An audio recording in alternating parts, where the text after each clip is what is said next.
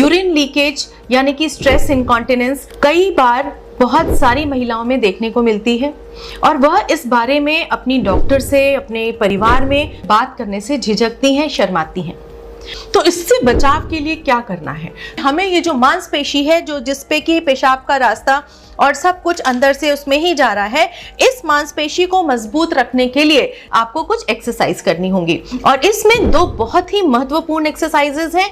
एक है मूल बंद आसन, दूसरी है कीगल्स एक्सरसाइज। मूल बंद आसन में कुछ नहीं करना है, जैसे कि खूब जोर से टट्टी और पेशाब आपको लगी हो और आप उसको रोकने की कोशिश करेंगे, तो क्या करेंगे आप, ये जो नीचे की मांसपेशी है उसको कसेंगे और कसने के बाद ऊपर की तरफ उसको खींचिए और 10 तक गिनती गिनिए, यानी कि खींचे खींचे कसे कसे आप उसको 10 तक गिनती गिनिए और 10 तक गिनती गिनने के बाद 5 तक गिनती गिनते हुए उसको ढीला छोड़ दीजिए।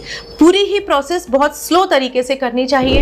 एक बार में आपको कम से कम 20 बार करना चाहिए और 3 से 5 बार दिन भर में आपको ये करना चाहिए। ये आपकी, जैसे हम कहते हैं कि बाकी एक्सरसाइजेस शरीर के लिए जरूरी है, तो नीचे की पेल्विक फ्लोर की मसल्स को अच्छा रखने के लिए भी हमें इन एक्सरसाइजेस को अपने रूटीन में रखना है। दूसरी एक और important Kegels exercise. Kegels exercise से भी नीचे की मांसपेशियां मजबूत होती हैं।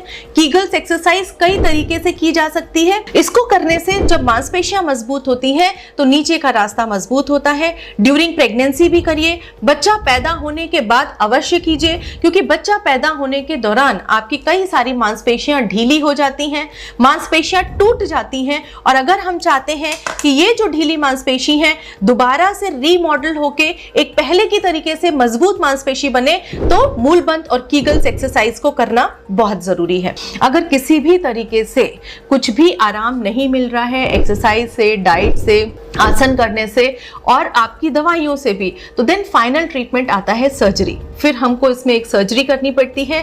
पेशाब के रास्ते में एक छोटा सा टेप लगाकर उसको ऊपर की तरफ टांकना पड़ता है, जिससे कि जो पेशाब के रास्ते में ढीलापन आ गया है या मसल्स में ढीलापन आ गया है उसको हम लोग ठीक कर सकें।